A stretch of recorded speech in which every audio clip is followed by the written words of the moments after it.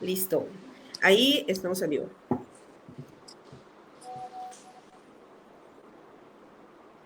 Muy bien. Muy buenas tardes. Sean todos bienvenidos a una emisión más de Los Martes en la Historia en la Sociedad Sonorense de Historia. El día de hoy nos acompaña nuestro queridísimo Fernando Beltrán desde la península de Yucatán. Nos va a compartir su trabajo titulado Organización Obrera, Legislación y Conflicto de los Trabajadores Ferroviarios de Empalme, Sonora, 1917-1927. De una manera muy breve, les comento que el doctor Fernando Beltrán es egresado de la maestría del Colegio de Sonora con especialidad en estudios históricos de región y frontera y que actualmente pertenece al Sistema Nacional de Investigadores. Le voy a ceder la palabra para que nos platique sobre su trabajo. Al final, pues, podemos hacer todas las preguntas que queramos. Voy a estar yo acá pendiente de la transmisión para poder replicar sus preguntas y que el doctor Beltrán nos pueda dar sus respuestas. Adelante, Fernando, todo tuyo el escenario. Bueno, muchas gracias, Delia.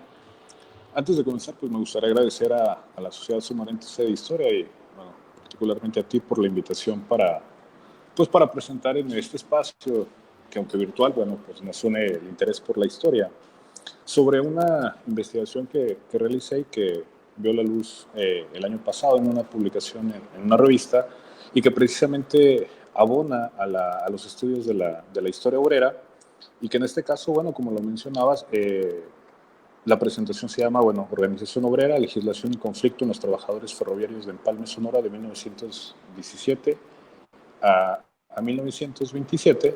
Y bueno, el propósito, si le puedes dar la siguiente, por favor. Claro.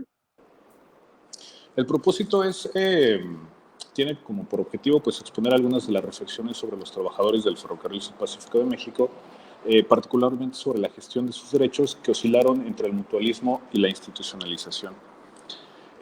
Abonando un poco a esta idea, el trabajo parte básicamente de una reflexión sobre el México por revolucionario, particularmente a partir de la creación y de la puesta en vigor de la Constitución de 1917 y muy particularmente del artículo 123 constitucional, pues que habla precisamente sobre la materia obrera y las modificaciones que va a dar como marco regulatorio a una serie de cuestiones que tiene que ver con la regulación de la jornada de trabajo, la regulación del trabajo, bueno, de los hombres, de las mujeres, de los niños, pero también este marco que va a crear precisamente y que va a dar una pauta para precisamente las organizaciones laborales que se van a crear, ya sea en confederación, sea en sindicatos, a partir de ese momento. Y entonces viene o encuentra mucha pertinencia porque, bueno, cuando uno piensa precisamente en la Constitución y en el momento de la posrevolución, uno debe pensarlo como un proceso que se va a dar de forma paulatina, que va a ir generando una serie de cambios en muchos de los rubros, ¿no? Agrario, sea obrero, ¿no? Cualquiera de ellos, y que la adopción de estas no necesariamente va a ser inmediata, y particularmente el caso de los trabajadores, o más bien del sector obrero en términos generales, pues tiene una serie de matices muy importantes. Y entonces nosotros partimos de la idea de que el mutualismo, o ese es el propósito, de que el mutualismo se mantiene vigente todavía entrado en la década de 1920, no como una especie de una forma de organización arcaica o de desconocimiento precisamente del marco normativo, sino como una herramienta que se va a seguir utilizando, primero porque se adopta, digamos, de forma tardía en las organizaciones obreras, pero también como una forma de asociación en la cual los trabajadores van a encontrar salida en los marcos de negociación política, tanto local como regional como estatal, y en el posicionamiento precisamente hacia una empresa, en este caso el Ferrocarril Pacífico de México, y el cual, bueno, ya había tenido una larga historia, ¿no? Cuando partimos del entendimiento de la idea del mutualismo, nosotros debemos pensar en el sector obrero mexicano, pues prácticamente como un sector precisamente variopinto, ¿no? No ponerlo precisamente en un saco donde entren trabajadores mineros, trabajadores de la industria textil, trabajadores ferroviarios, sino verlos de forma separada E incluso cuando uno va acercando un poco mucho más el catalejo, nos damos cuenta de que la organización interna también es muy variada. Y el mutualismo surge precisamente de la ausencia de marcos legales durante el porfiriato, ¿sí? Entonces, cuando uno piensa en esta idea, pues ve un proceso de transición de larga duración que va a ir desde la segunda mitad del siglo XIX, particularmente dentro del liberalismo porfiriano, hasta la revolución, poco más, ¿sí? Y esta situación y este transitar en realidad deriva de un proceso constructivo que tiene que ver con una situación y una visión de la modernidad, pero que también está anclada en un marco económico como tal.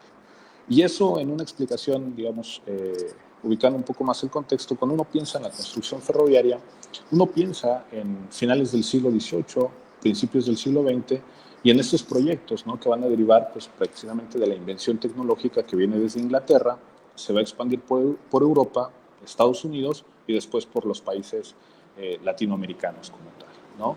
Los ritmos de construcción naturalmente van a ser muy diferentes en cada uno de estos espacios. Brasil, Cuba, Argentina, Chile, incluso México.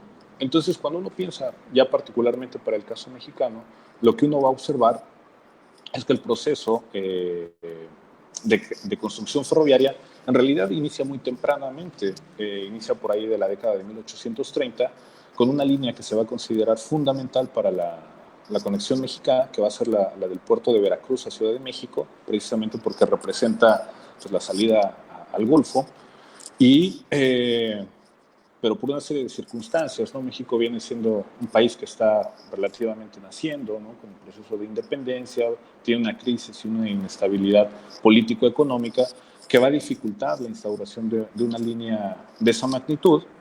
Y entonces lo que va a pasar es que, bueno, la línea en realidad se va a terminar por construir hasta 1870, poco más, poco menos, ¿no?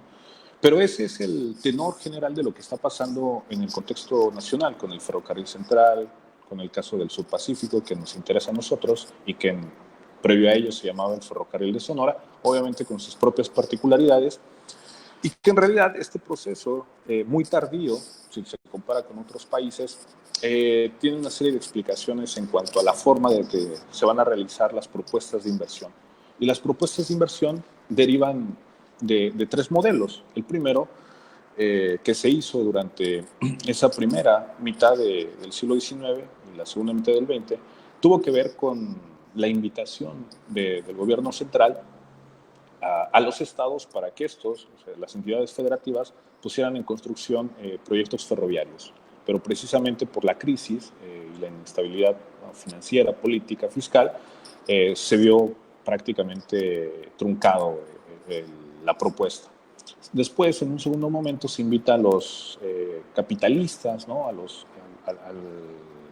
las élites para que generen la inversión, pero la realidad es que es un proyecto demasiado costoso y es un negocio, el negocio ferroviario, que en términos de rentabilidad es un proyecto de una alta inversión, pero de una retribución un poco lenta, ¿sí? Y es un negocio riesgoso.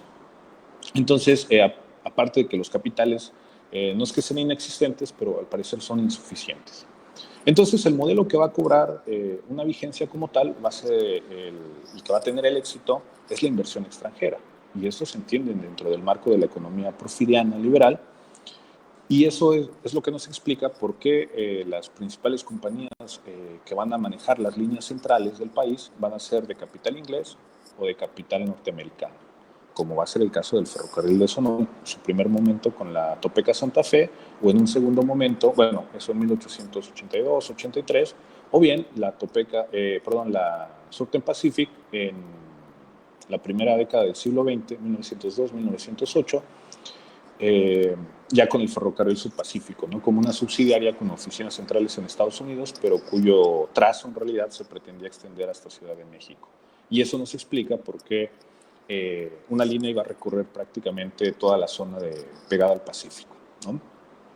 Y esto que estoy mencionando sobre el tema de las inversiones cobra relevancia porque va a determinar un tipo de sistema, no solamente de inversión, sino un tipo de sistema también de trabajo ante las deficiencias existentes, por ejemplo, en cuanto a personal cualificado, Y con esto me refiero hace rato a lo que mencionaba, que cuando uno habla del sector obrero, en realidad debe de haber una composición muy heterogénea, ¿sí?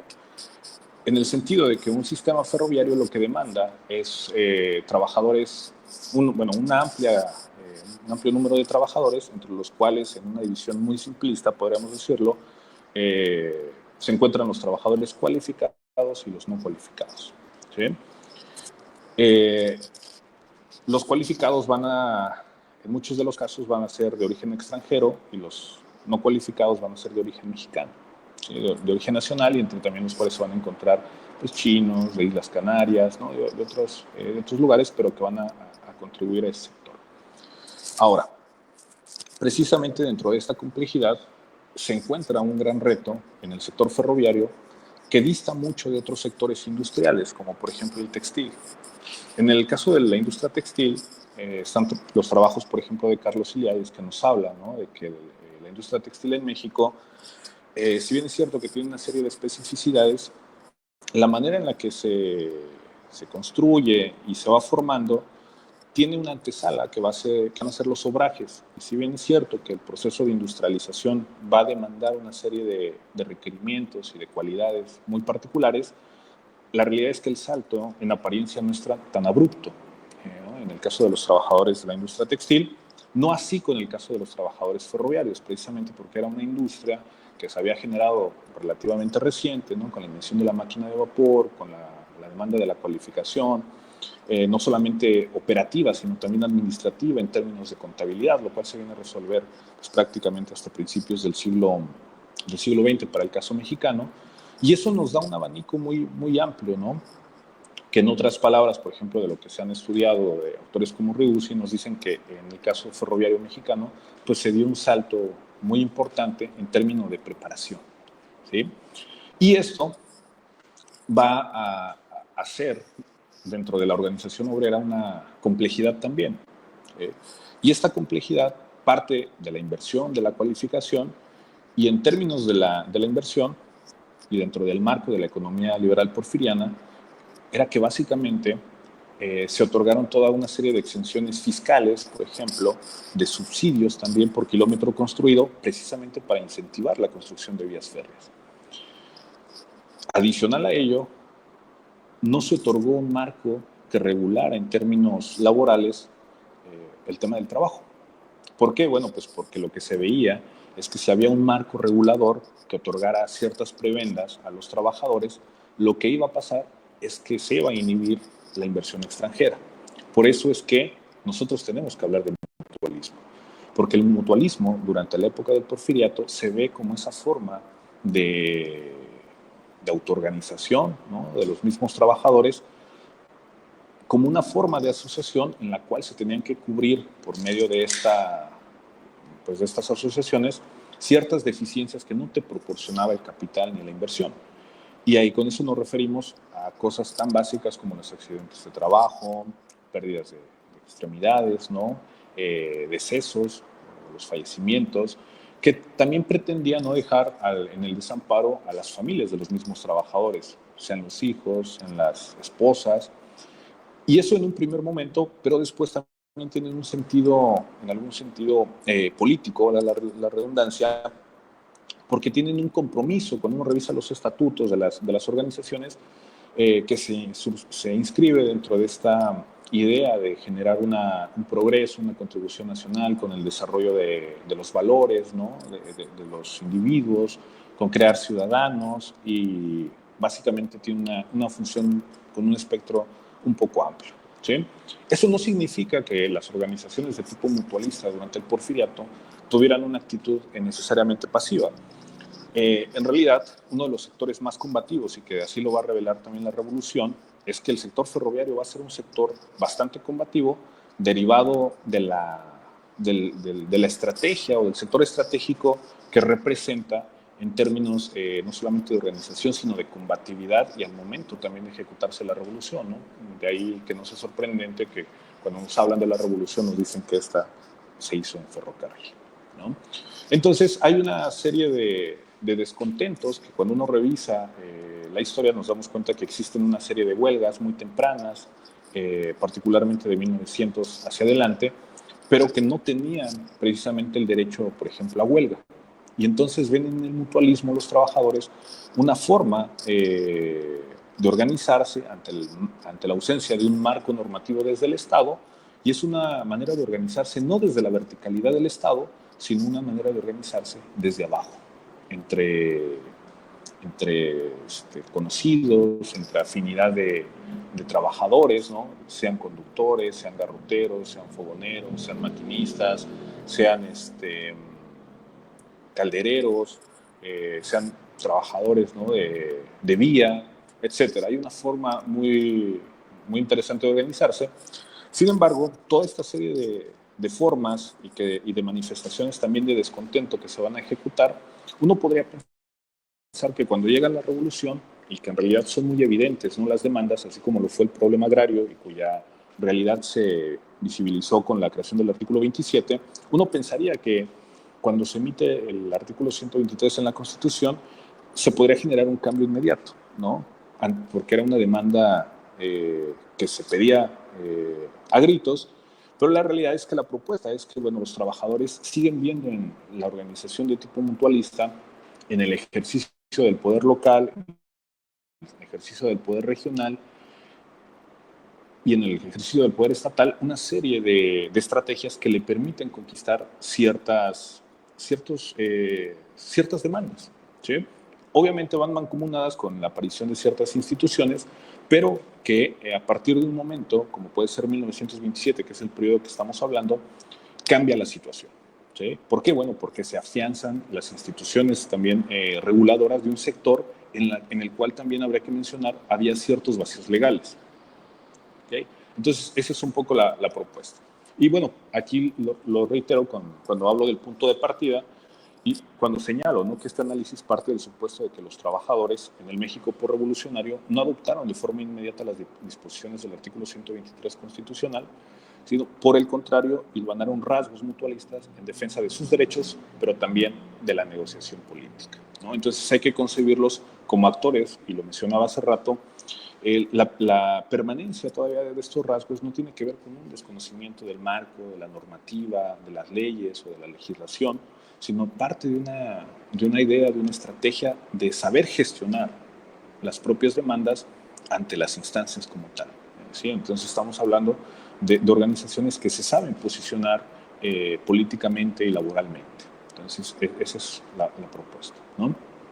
Entonces decíamos, bueno, la pertinencia radica en el entendimiento de procesos, y ese es, bueno, es uno de los puntos que ahorita voy a comentar, radica en el entendimiento de procesos en espacios periféricos sobre la institucionalización del movimiento obrero mediante el marco legal, así como su proceso de asimilación lento, en el cual se gestaron posturas ancladas y condicionadas por un vacío legal sobre el órgano regulador de un sector estratégico, el vaivén político entre lo local, estatal y federal, y la vigencia de modelos de organización, en este caso como el mutualismo, que les permitieron un espacio de gestión más benéfico, aunque también con la injerencia política regional, como ya lo estaba mencionando.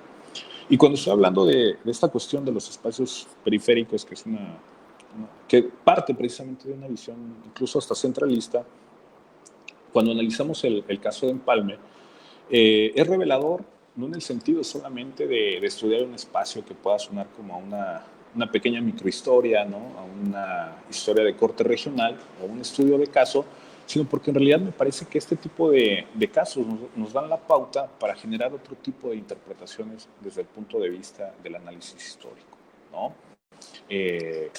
Y que eso marca una diferencia muy puntual con otro tipo de casos y otro tipo de compañías, como pudieron haber sido los ferrocarriles nacionales en el centro del país o el ferrocarril mexicano, ¿no?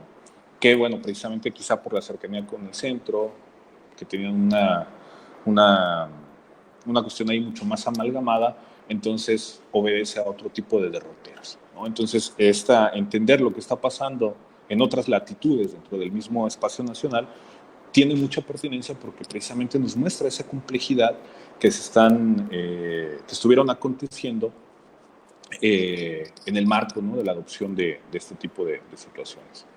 Ahora, cuando hablamos del espacio de estudio, que sería la siguiente diapositiva, pues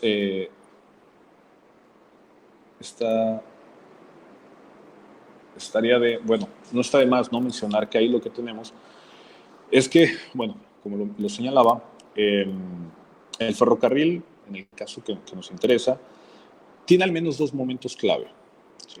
El primero es el del ferrocarril Sonora, de Sonora, que se va a construir por la Topeka Santa Fe, y que fue todo un proyecto caótico, porque en realidad hubo una serie de proyectos que le antecedieron y cuyo punto de partida en realidad se encontraba en El Paso, ¿no? Y así lo deja ver la historiografía, y la salida en algunas ocasiones dentro de las propuestas se encaminaba a Guaymas y en otros casos se encaminaba a Sinaloa.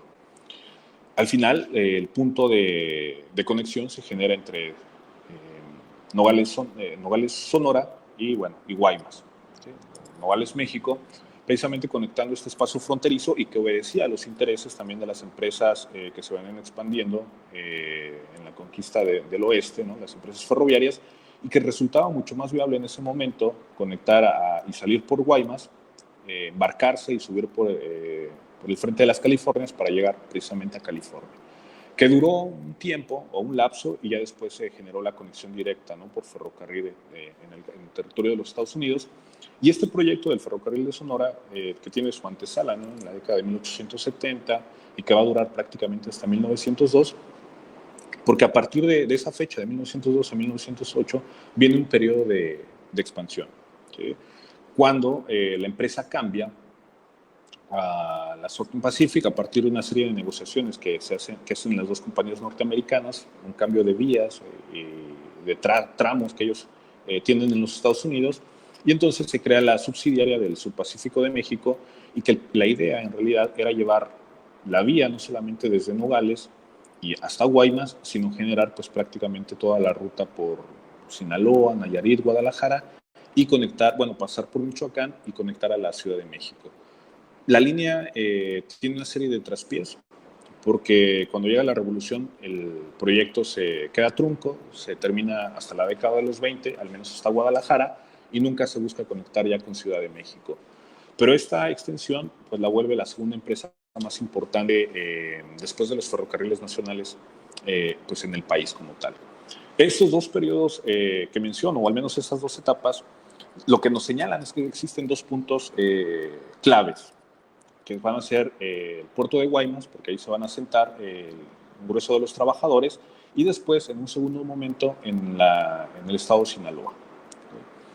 Ahora, el mapa que nosotros estamos viendo, infortunadamente, bueno, afortunadamente tiene señaladas cada una de las estaciones que van desde Guaymas a Nogales.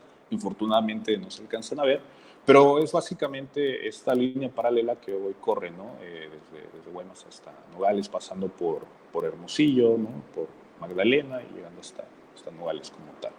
Y bueno, la siguiente diapositiva pues nos muestra el punto, ¿no? de lo que es Empalme y que es Guaymas. Bueno, sabemos más o menos el origen de Empalme como tal. Entonces, pasando a la siguiente diapositiva, una más, por favor.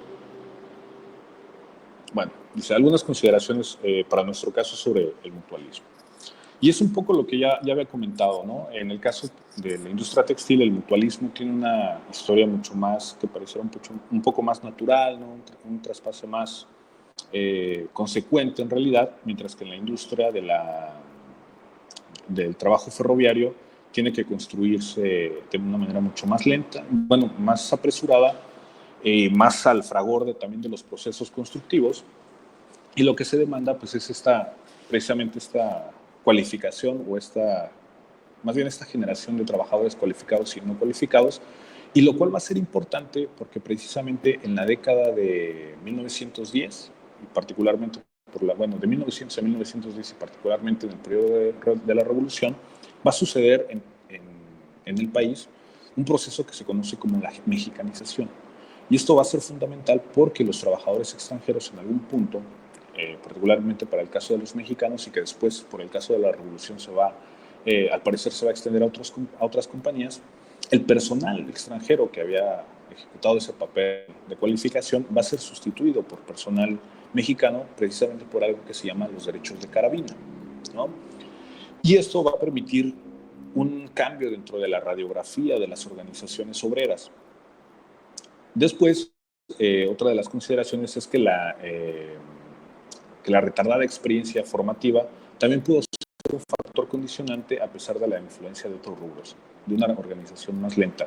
Y precisamente también por las limitantes que había presentado el Estado en el sentido de darle las facilidades para que los trabajadores pudieran mancomunarse en una serie de asociaciones y de expresiones que pudieran ser combativas y que en algún punto pudieran ser, representar algún conflicto que hubiera frenado un poco el capital. En tercer lugar, el papel estratégico que jugó el transporte y, en consecuencia, el protagonismo que se le dio a la economía liberal porfiriana, pues restringió a los trabajadores para la formación de organizaciones más combativas, ¿no? Al menos para el caso que aquí se estudia. Y este es otro punto que es importante, que es la cohesión obrera fue distinta en los trabajadores del riel. Porque, bueno, estos presentan una dispersión a lo largo de las vías, con excepción de los talleres que, a pesar de no ser condicionante suficiente, sí parece ser decisivo para el caso que nos ocupa. Y con esto me refiero a que cuando uno está hablando de otro tipo de sectores, por ejemplo el textil o el caso del minero, nos damos cuenta que los puntos de trabajo son focalizados como tal.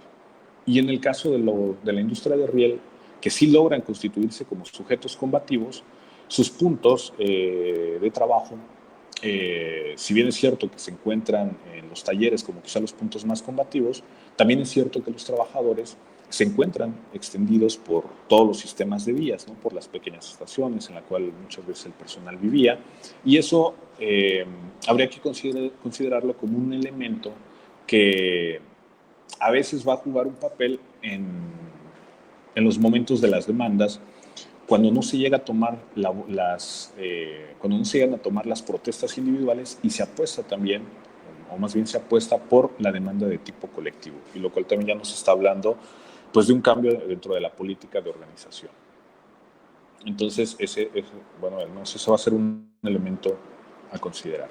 Ahora, ¿cómo se reconstruye este tipo de argumento? Bueno, yo tomo, siguiente diapositiva, por favor. Tomo 3 estudios de caso, que van a ser el de 1917, 1923 y 1927. Lo que acontece en estos años son 3 huelgas, ¿sí? Cada una con puntos en común, pero con diferencias muy particulares. Lo que aquí habría que señalar es que estas huelgas, aunque están fechadas en el 17, en el 23 y en el 27, no se dan solamente en esos momentos y en los momentos o fechas señaladas como tal, sino que son resultados de momentos convulsos que se vienen arrastrando. Entonces son esas burbujas que llegan a estallar precisamente en los años señalados y en los meses referidos, pero que son producto y consecuencia de una serie de inconformidades de larga duración, ¿sí? Que a veces les van a jugar en contra y a veces a favor. Por ejemplo, el caso de 1917, que va a ser una de las primeras huelgas, va a marcar una pauta muy interesante. Aquí, dentro de la narrativa, lo que se encuentra es que al menos hay 5 problemas que se identifican por parte de los trabajadores. La primera es que la jornada de trabajo es de 9 horas.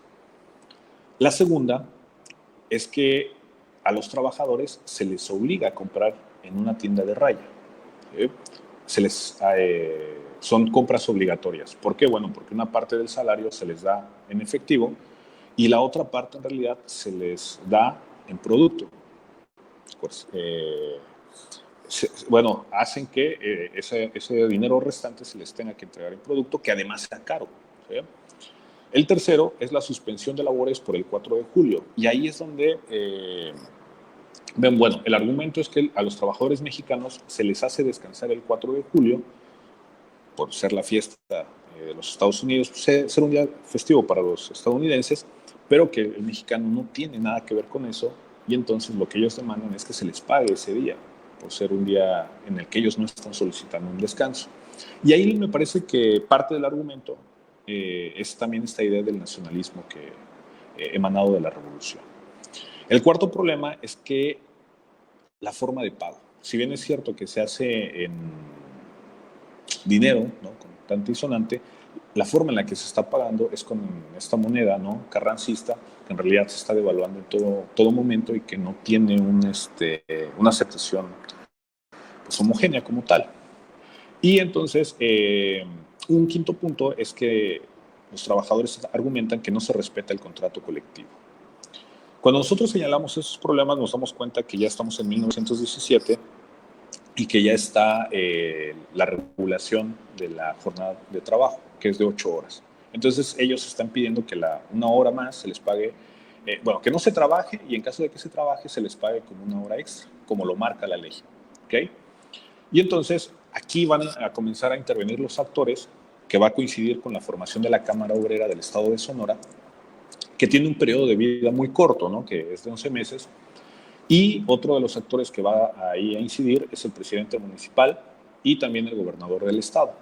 Entonces, la forma en que los trabajadores gestionan estas demandas y que se posicionan frente a la empresa es a través de estos actores, ¿no? Tanto institucionales como la Cámara Obrera, como el presidente municipal y el gobernador del estado.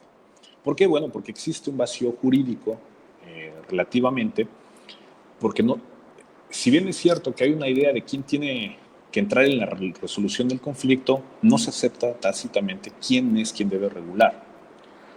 Y a eso me refiero, que estamos hablando de una empresa de carácter federal. Entonces, los trabajadores van a ir precisamente a la Cámara Obrera con el presidente municipal y con el gobernador para que se les gestione el conflicto. El resultado es que el conflicto se gestiona a favor de los trabajadores y la jornada se regula 8 horas, y efectivamente la novena se entiende que debe pagarse extra. Se manda una comisión para ver lo de la tienda de raya, y se dice que, bueno, la resolución también marca que el dinero debe ser en moneda que sea de curso común y que sea aceptada como tal. El punto que no se acepta es el 5. ¿Sí? ¿Por qué? Porque dicen, bueno, en realidad lo que están viendo los trabajadores es que, en vista de que están gestionando una serie de demandas, también están metiendo el contrato colectivo y no solamente exigen la revisión, sino que quieren un nuevo contrato. Y eso queda fuera de la discusión, pero sí tienen una serie de concesiones. Pero aquí lo que importa, bueno, una de las cosas también que va a ser relevante más bien, es que la colectividad es la que termina por imponerse. Porque cuando uno comienza a revisar los casos individuales, nos damos cuenta también de las limitaciones de la Cámara Obrera y nos damos cuenta que, bueno, de accidentes que habían ocurrido en Sinaloa, básicamente, no pueden ser regulados por la Cámara Obrera. ¿Sí? No pueden ser regulados por la Cámara Obrera porque precisamente estamos hablando de una empresa que no, que extiende sus límites más allá de las divisiones político-administrativas de las entidades federativas. O sea, pasa por Sonora, pasa por Sinaloa, pasa por Nayarit y hasta allá. Bueno, al menos en ese momento hasta ahí llega. Entonces, no puede regular un problema que ya no es de su competencia. ¿Sí? Y esa es una de las limitaciones en este caso. ¿Sí? Entonces, obedece sí a la colectividad, pero deja fuera de lugar ciertos casos individuales que además sobrepasan sus fronteras político-administrativas, ¿no? Sus divisiones político-administrativas. Y entonces, ¿cuál es el resultado? Que hay un conflicto y una contradicción entre lo local, lo estatal y lo federal, que hasta ahí llega el punto. ¿Sí? Cuando nosotros revisamos el caso de 1923, ¿sí? ¿Me puedes apoyar, por favor? Con lo siguiente. Cuando nosotros revisamos el caso de 1923, lo que vamos a encontrar son, al menos el punto en común, es el tema salarial. ¿Sí? Aquí ya no estamos hablando de la regulación de la jornada, sino estamos hablando del incremento salarial. Y estamos hablando del incremento porque hay un argumento o una argumentación por parte de los trabajadores de que los costos de vida han aumentado y es una cosa natural. Entonces, ese es el principal problema. En ese momento ya se empieza a hablar de la Ley de Ferrocarriles de 1899 como un vacío legal, y la cual fue emitida por el secretario de Hacienda en ese momento, que fue Limantur, y que pretendía, o más bien lo que hizo fue regular el ritmo de construcción ferroviaria bajo una racionalidad, ¿no? Desde el punto de vista administrativo. Y entonces, aquí los actores que van a comenzar a intervenir va a ser otra vez el presidente municipal, el gobernador, la junta de, ¿cómo se llama? La Cámara Obrera ya no existía, pero lo que sí existe es la Junta de Conciliación Municipal de Arbitraje. Eso es lo que sí existe. Entonces, lo que nos está diciendo es que el problema sí lo puede resolver la Junta de Conciliación. Y entonces, el otro actor, los cuales están entrando en conflicto, pues va a ser también la empresa. La resolución, después de una serie de discusiones y de negociaciones, lo que va a pasar es que la solicitud, o más bien ante la empresa se le va a hacer la solicitud de información por parte del Departamento Legal Consultivo del Departamento de Ferrocarriles. Y entonces lo que va a argumentar la empresa es que este departamento no tiene la autoridad legal para hacerle consultas de ese tipo, porque lo que estaban pidiendo era los balances financieros, estaban pidiendo el número de trabajadores, los salarios que se pagaban, prácticamente le estaban pidiendo toda la información. Y lo que va a argumentar la empresa es que ellos no se rigen bajo una junta de conciliación, ni mucho menos ante otro organismo que no sea de corte federal, ¿sí? Y entonces se supone, o al menos en ese momento lo que existe es una especie de vacío legal. Y entonces el resultado también va a ser un conflicto jurisdiccional, ¿no? En términos legales. Al final, los que sí terminan ganando son los trabajadores. Los que sí terminan ganando son los trabajadores porque se ve el peso de la Junta Municipal de Conciliación y Arbitraje, se ve el peso del presidente municipal y se ve la intervención del gobernador. ¿Okay? Entonces la empresa, sí, a regañadientes, pues termina aceptando. Cuando llegamos al conflicto siguiente, que es el de 1927, si me puedes apoyar, por favor, con la del 27, aquí va a estar otra vez la demanda constante, la del aumento de salarios. Solamente que en este momento, a pesar de que habían pasado pocos años, más bien 4, la situación había cambiado. Y aquí van a salir otra serie de elementos que van a ser importantes.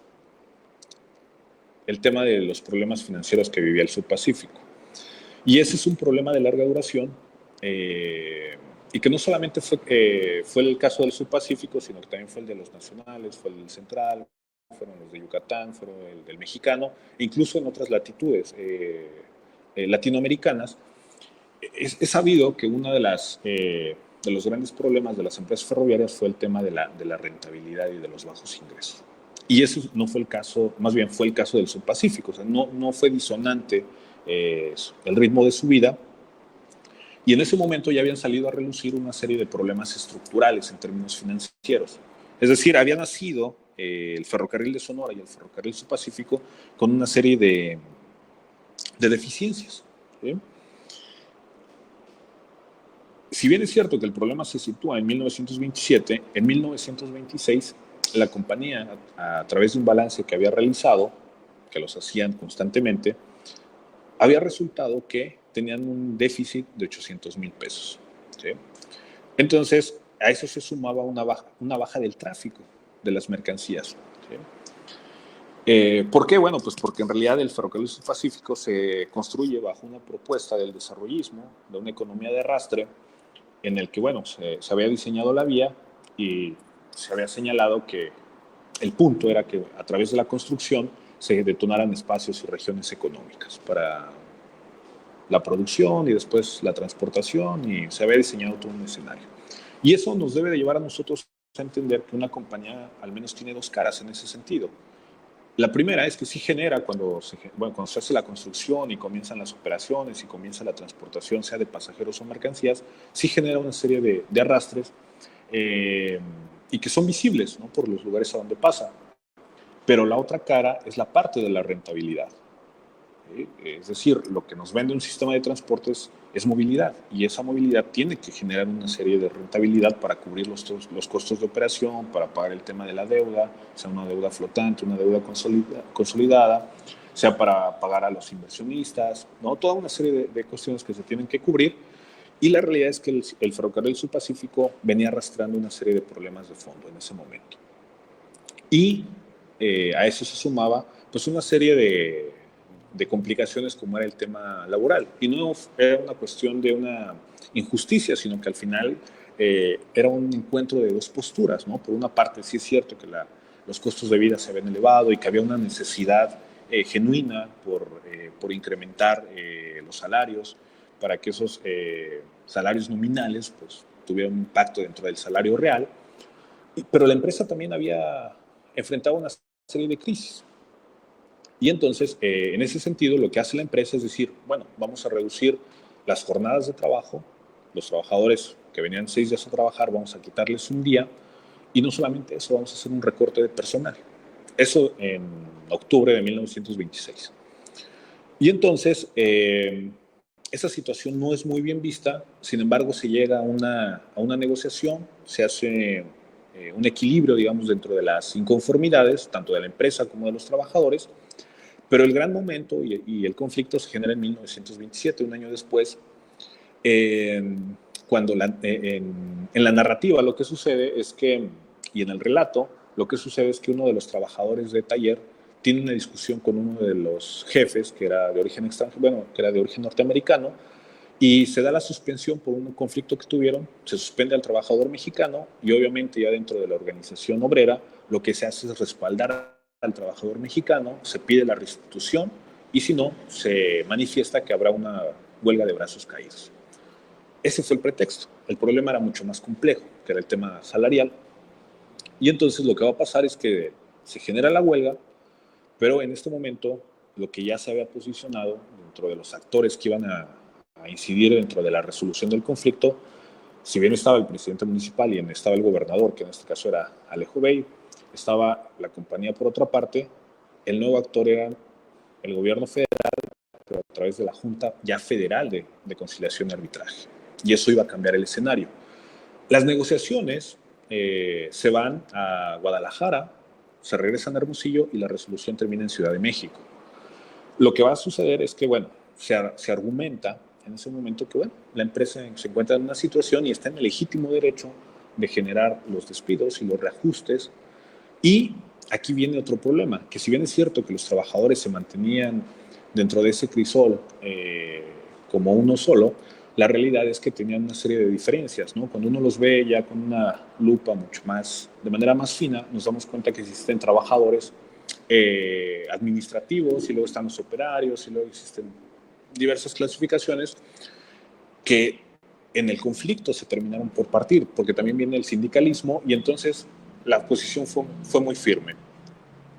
Si no se presentan, y eso fue la resolución de la Junta Federal, era que si los trabajadores no se presentaban en un plazo, me parece que de 72 horas, entonces los que estaban en huelga iban a ser despedidos y se iba a contratar al otro personal, ¿no? Y eso generó la ruptura del movimiento. El argumento era, y la conclusión fue, que efectivamente una empresa estratégica declarada en su momento, desde la construcción misma, desde la cesión de la concesión, desde la construcción, desde la emisión de la ley de ferrocarriles de 1899, señalaba que una empresa de esta magnitud no podía ser regulada por los estados, por los gobiernos municipales, ni por otra entidad que no fuera el gobierno federal. Y entonces los trabajadores sí se ven constreñidos ya en ese momento a sujetarse a la resolución, ¿sí? Entonces, lo que hay es una subordinación institucional en ese momento, que después, cuando uno revisa los conflictos del 33, por ejemplo, nos damos cuenta que sí se siguen manejando dentro de los mecanismos institucionales, pero lo que sí se refleja, al menos hasta este momento, es que los trabajadores, dentro de las formas y las estrategias que tuvieron para asociarse y para posicionarse, es que hicieron uso de esos recursos ante los actores locales, ¿no? Decíamos el presidente municipal, el gobernador, las instancias que en ese momento estaban y a las cuales pudieron sacarles pues, el mayor beneficio. Solamente que la situación para 1927 había cambiado como tal, ¿sí? Y eso nos lleva a observar un caso que lo mencionaba desde un inicio,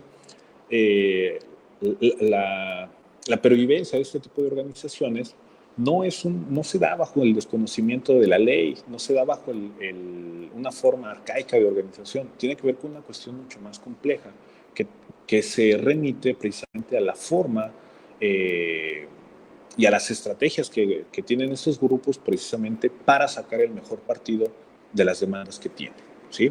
Es decir, se van moviendo al ritmo también de las formas y los entendimientos que les pueden traer el mayor número de beneficios. Obviamente también entra el juego político, ¿no? La complicidad entre lo que pueden ofrecer los trabajadores como un cuerpo político, pero también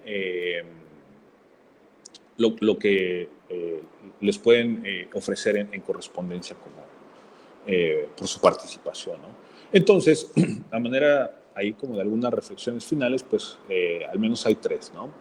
Que si bien es cierto que la ley no era clara sobre cómo debían ser resueltos los conflictos de la competencia federal, al menos en el tema ferroviario, en un lapso, pues al final sí se logró ese consenso, ¿no? Y que sí logra moldear y sujetar a los trabajadores dentro de ese proceso que había sido paulatino hasta ese momento.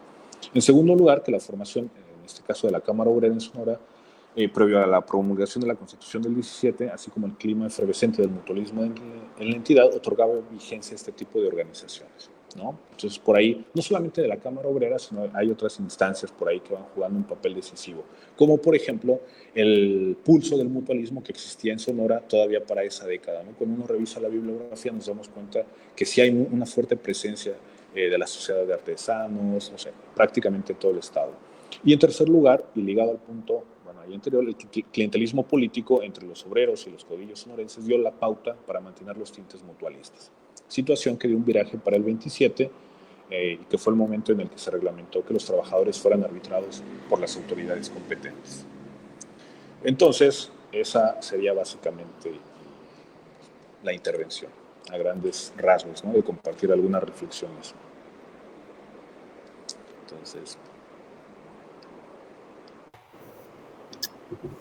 muy bien, muchísimas gracias, Fernando. Muy interesante todo. Bueno, es muy interesante todo lo que nos platicas. Yo creo que es un tema que tiene muchísimo. Se fue en un momentito, casi una hora. Bueno, de acá de parte del público hasta ahorita no tengo preguntas, pero vamos a animarlos a que nos lancen alguna. Yo por lo pronto me gustaría que nos comentaras si hay algún personaje, alguna figura, pues política probablemente, pero dentro del gremio ferrocarrilero, que, que, es- que te hayas topado por ahí en tus investigaciones, que creas que es clave, importante su papel, etcétera. hay algunas figuras que son claves, ¿no? Y que pueden ser como los clásicos, por ejemplo, Calles, es uno de ellos, que se encuentra dentro del movimiento del 17. Se tiene ahí una participación dentro de esta negociación obrera. Él va a ser uno de los personajes claves en la resolución. Pero también encuentra uno, cuando uno revisa la documentación, se va encontrando con otro tipo de personajes, no de esa talla, ¿no? Pero que sí, ahorita se me fue el nombre del personaje, pero que nos dan cuenta en realidad de cómo se articula el movimiento obrero, en el caso de Sonora, a través de otro tipo de organizaciones, por ejemplo, que se vinculan a Guadalajara de manera muy temprana. Por eso mencionaba al inicio de la presentación que cuando uno, que si bien es cierto que estamos estudiando el caso de Empalme, que podría ser como mucho más anecdótico, hablando un poco de microhistoria, ¿no? De toda esta cuestión, la realidad es que es un excelente ejemplo el caso de Empalme para entender cómo se vinculan los trabajadores, cómo se posicionan, cómo nos ayudan a entender otros espacios como un punto de reflexión, pero también que esos trabajadores nunca estuvieron aislados, tenían una conexión muy fuerte con otro tipo de organizaciones, por ejemplo con Guadalajara, donde el mutualismo se apuntaba mucho al tema de la educación y a través también de los vínculos patronales. Sinaloa también. Entonces, hay toda una serie de personajes que son muy interesantes. Y también, obviamente, los que encabezan este tipo de movimientos, sea el 17, sea el 23 o sea el 27, pues que forman parte de la historia empalmense. Entonces, sí hay bastante material, a mí me da la impresión, como para conocer también.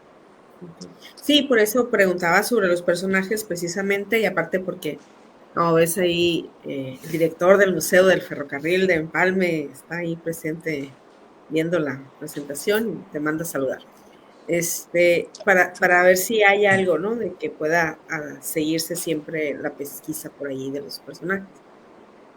Otra de las cosas que a lo mejor a mí en lo particular me gustaría saber es si existen conexiones así tangibles, igual así como que personajes vinculados, por ejemplo, a este movimiento obrero, hacia la península. O sea, supongo que tienen comunicación, ¿no? O sea, yo entendería. Hacia la Sí, península de Yucatán, ¿no? Digo, aprovechando que estás claro. allá y que de seguro sigues trabajando el tema del ferrocarril. Bueno, un poco de eso todavía, pero fíjate que lo que yo observaba era que eh, a veces cuando no ajustamos como bien la mira, ¿no? Para hacer este tipo de estudios uno piensa, ¿no? Por ejemplo, el surgimiento eh, de las juntas de conciliación y arbitraje municipales, ¿no? Era algo que, por ejemplo, en el caso de Yucatán, en el gobierno de Salvador Alvarado ya se había propuesto, ya aquí se dio la antesala de eso. Entonces, yo creo que en ese sentido fueron como un muy buen ejercicio de lo que después se replicó en otros espacios. Quizá más que pensar en personajes, como esas experiencias de diseño de políticas que ya se venían dando y que a lo mejor tampoco fueron precisamente de aquí, pero que sí fueron como laboratorio donde se comenzaron a ejecutar, por ejemplo, las juntas, ¿no? Municipales, y que después, bueno, como lo vemos para el caso de Sonora, tienen una presencia como tal. Entonces, hay ciertos tenores que se pueden encontrar en diversos lados, ¿no? Y que nos ayudan precisamente a explicar pues, que no son casos aislados ni que son casos tan especiales, sino que hay que entenderlos en esas dimensiones precisamente para ver las especificidades y entender pues, los derroteros de la historia en términos generales. Okay. Muy bien. Bueno, no tenemos preguntas de parte de la audiencia, solamente felicitaciones. También la doctora Esther Padilla por ahí te van a felicitar. Y por supuesto, nosotros también, por parte de la Sociedad Sonorense de Historia, te agradecemos mucho tu participación y tu paciencia con la plataforma, todo. Y seguiremos en contacto para futuras presentaciones. No, pues muchas gracias a ustedes por brindar el espacio para el diálogo y también felicitarlos por la realización de este tipo de eventos que yo creo que nos ayudan mucho a escuchar, pero también a discutir, ¿no? Y a reflexionar de temas que nos mancomunan y que por algo estamos en este espacio, si no presencial, sí virtual. Entonces, felicitarlos también por la organización. Muchas gracias. Bueno, pues sin más, nos vemos el próximo martes en la historia, donde te esperamos en el público también. Saludos, hasta Por supuesto luego. que sí. Cuenten conmigo. Hasta luego, Bye, Cristina. hasta luego.